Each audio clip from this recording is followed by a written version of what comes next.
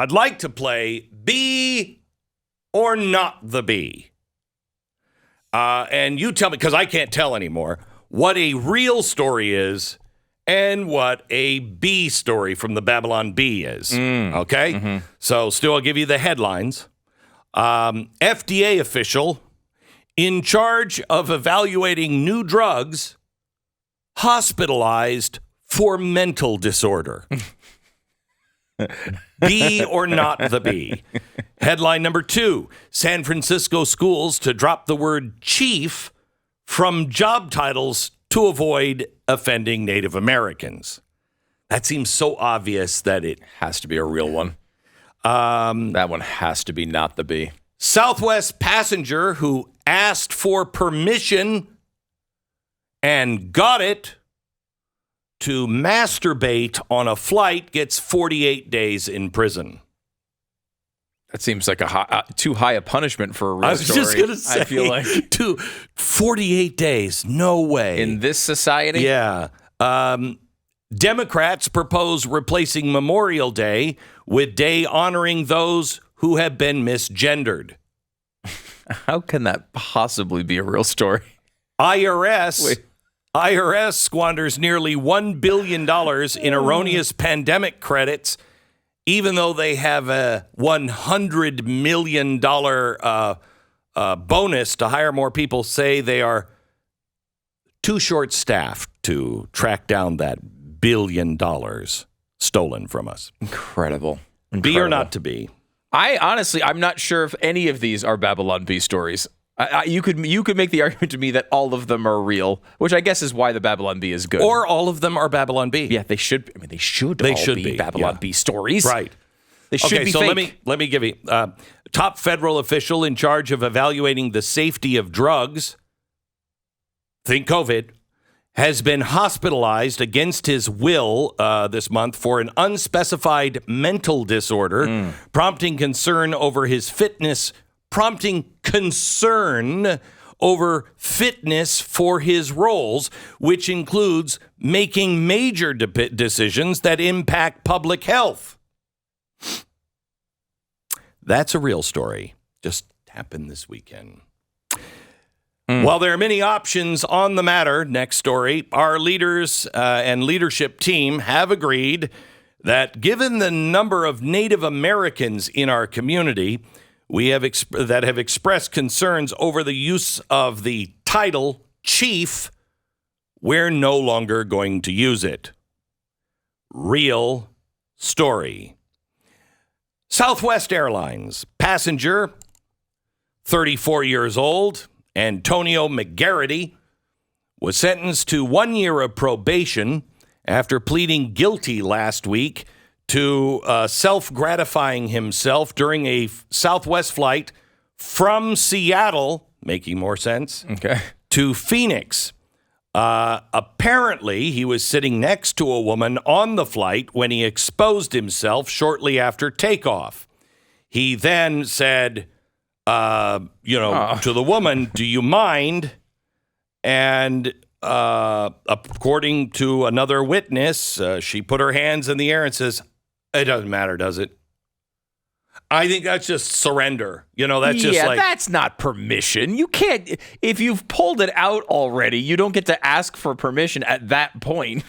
Well, he thought her answer was kind of, quote, kinky, end quote. I think this is just her not wanting to get murdered. Yeah, and just saying, really common sense. If you're asking that with your wiener in your hand, does it really matter? Right. Does it matter? Like we say, learn, then vote. The order is important, right? The same thing here, right? Yeah, okay. You have to get the permission in advance from beginning the procedure. That was a real story. Of course it was. The IRS, despite getting a 6% budget increase and an addition of 10,000 new IRS agents, the IRS claims it just can't spare the resources to recover almost $1 billion in forgery and forged payments. Just can't. Where did I put that $1 billion? Yeah, they'll be harassing tons of people in this audience for audits this year. By the way, real story. And then there's this.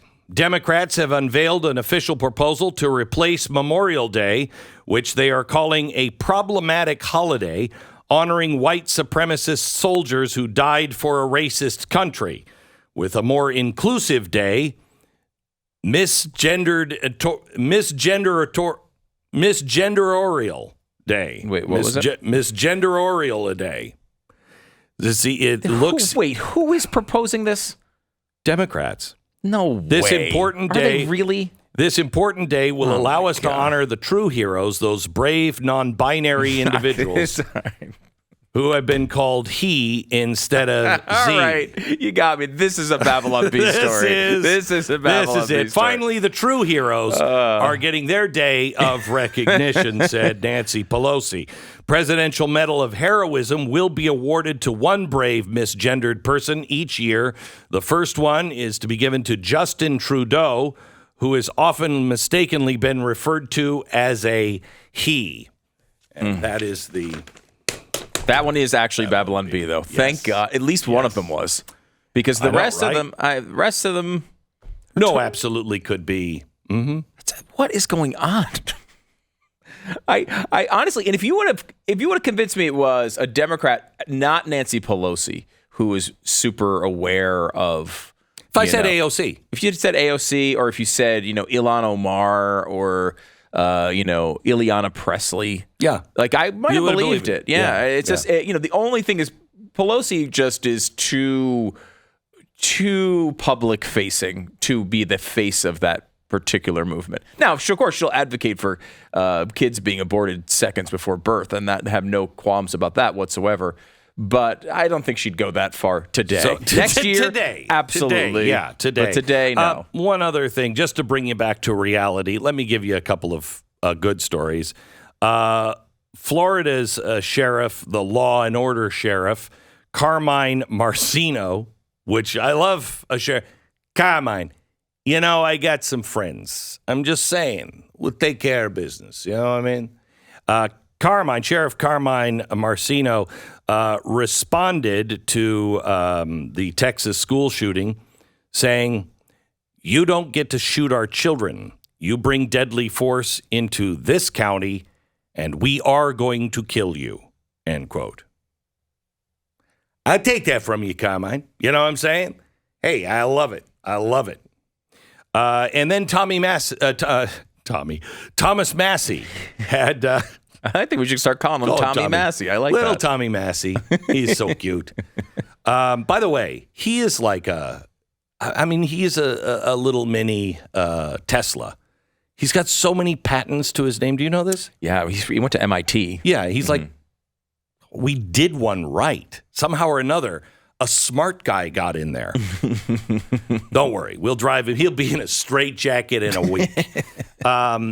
He said, what's the number of murderers who have been deterred by the federal Gun-Free School Zone Act?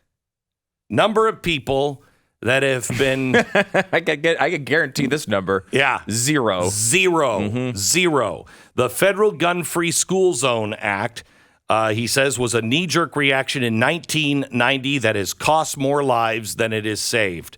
Repeal it now. Let the bad guys know that unceremonious death awaits them if they target your kids.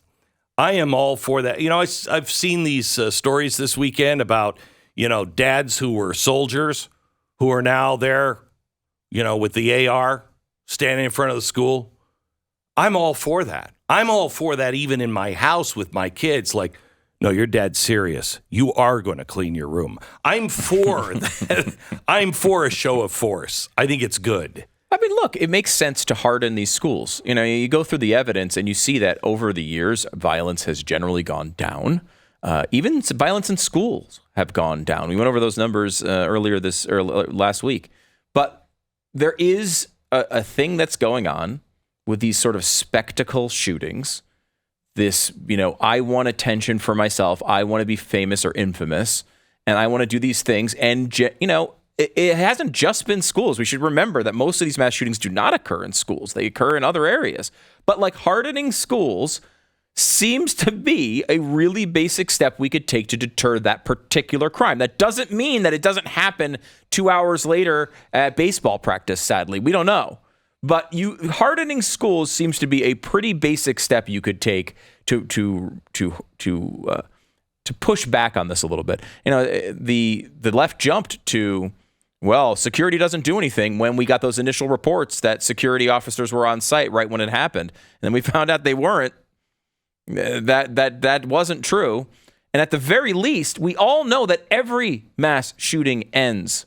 Every one of them, all of them end with armed security. It's just a matter of whether they're on site or not, whether they show up 20 minutes after it started or not. You can get them there at the beginning, and that seems to be the best approach. Shouldn't we all remember that it was Jimmy Carter that gave us the phrase first responders? Mm-hmm. It was Jimmy frickin' Carter. Now, maybe the peanut thing worked out well, but other than that, I can't think of one thing that Jimmy Carter did that we should hold on to. Not one. Not one. Habitat for Humanity? Was that him? Yeah, that wasn't. I thought he was involved in that, right? Yeah, he went and built houses. Oh, okay, that was it. I thought he had some sort of no, I don't foundational role. Think so. Well, maybe he made a foundation of a house. Yeah, so he helped. Maybe. He helped I pour think he a was foundation. just swinging a hammer, which, yeah. I don't want to tear those houses down. Right, so there you go. That's good. You got that. But other than that, no, he was the guy who said, hey, America, wear a sweater.